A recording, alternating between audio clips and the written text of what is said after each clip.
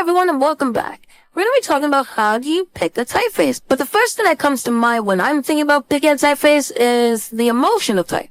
Now that may seem like a weird way to think about typefaces because, typefaces can't feel, but they definitely do have their own mood or personality.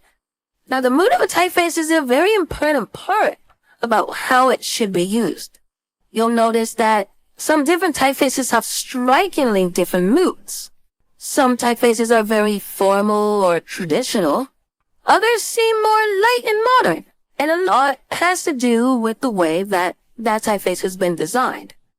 Sometimes it could be that there's a lot of contrast within that typeface like we saw before. Or sometimes typefaces just have really distinct moods like we've seen in some display typefaces.